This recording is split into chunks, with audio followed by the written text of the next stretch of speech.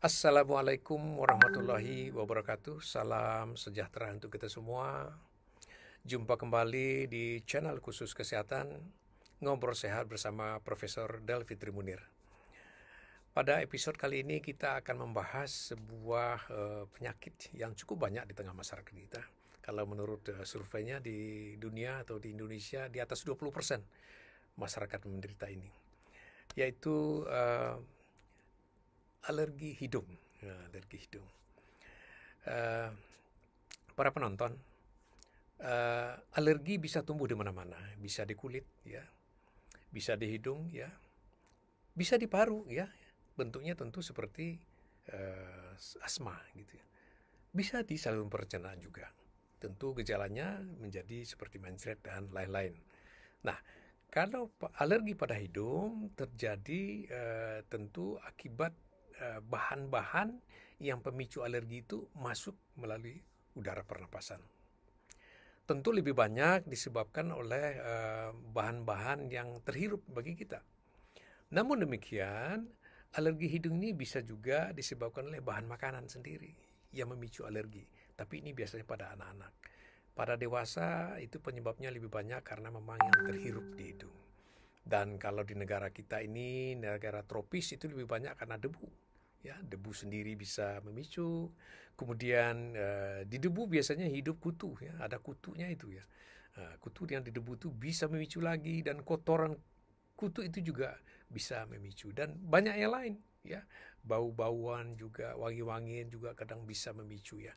Tetapi yang paling banyak itu adalah debu dan kutu yang ada di debunya itu. Para penonton sekalian, tentu gejala dari alergi hidung ini karena memang peradangan yang disebabkan oleh uh, bahan asing yang merangsang tubuh kita yang diperantarai oleh GA namanya, tentu bengkak. Tentu gejala yang paling jelas sekali, ya, tersumbat. Para penonton sekalian, yang khas dari gejala alergi hidung ini adalah bersin, ya. Tentu kita pasti pernah mengalami bersin. Tetapi bersin pada alergi hidungnya agak berbeda. Karena sekali bersin itu berulang-ulang, kadang-kadang sampai 4-5 kali gitu. Sekali bersin itu satu episode 4-5 kali bersin. Ini khasnya gitu ya. Dan setelah itu gatal hidungnya. Nah, di samping itu juga gatal di matanya juga gitu ya. Oleh sebab itu peradangan pada hidung ini yang berlama-lama, ya. Karena alergi ini memang disebabkan oleh faktor genetik dan dipicu oleh alergen seperti debu gitu ya. Nah, karena berlama-lama bisa timbul macam-macam komplikasi. Jadi sangat perlu dikenalin gejala awal dari alergi ini, ya. Bersin yang berulang-ulang. Ini khasnya gitu ya. Nah, bagaimana penanggulangan bersin ini? Tentu harus dilakukan pencegahan terutama. Obat-obatan akan bermanfaat, ya, untuk menekan gejala alergi ini.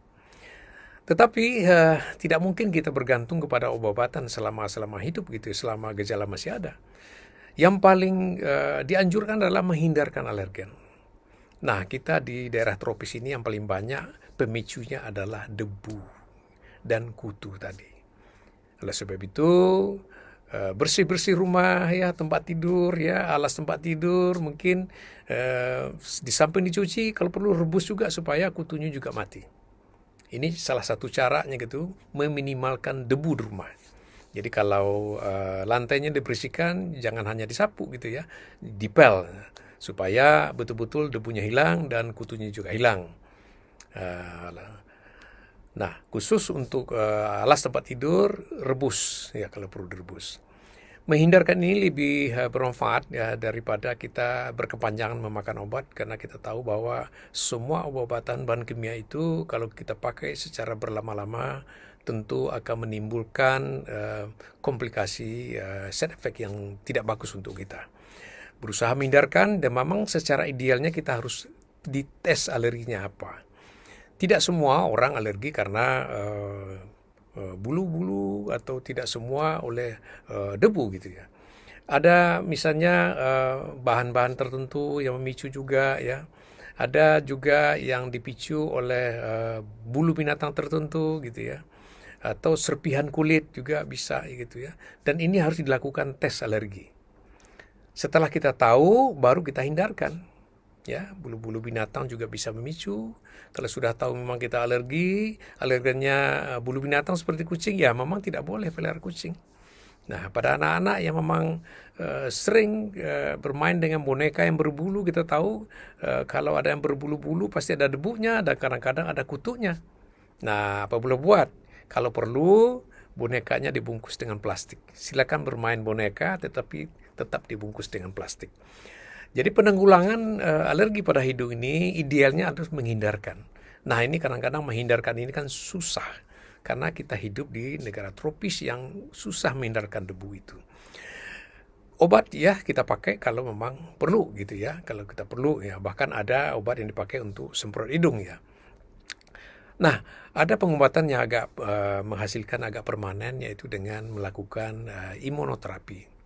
Kita suntikan bahan alergen yang penyebab alergi itu ke tubuh kita, di kulit kita secara bertahap ya. Cuma butuh waktu lama. Dosisnya mulai dari yang ringan sampai naik sampai ke dosis yang memang ada di alam ini seperti debu itu. Sehingga satu saat kena debu dia tidak akan muncul lagi bersinnya.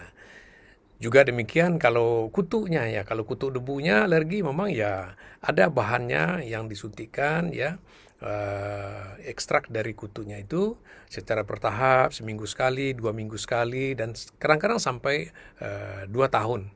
Nah, setelah itu dia kebal terhadap itu. Nah, ini adalah yang terakhir kalau seandainya menghindar tidak bisa ya, di lingkungan berdebu dan pemakaian obat-obat kadang-kadang mengganggu. Obat alergi ini lebih banyak bikin ngantuk. Oleh sebab itu menghindar lebih bagus daripada memakan obat. Dan imunoterapi memang belum seluruh kota di Indonesia yang melakukan karena memang bahan-bahan yang digunakannya masih diimpor. Semoga bermanfaat. Menghindar itu lebih bagus daripada memakan obat, dan kita terhindar dari komplikasi dari alergi ini seperti penyakit infeksi sinusitis. Terima kasih atas perhatiannya. Salam sehat selalu. Wassalamualaikum warahmatullahi wabarakatuh.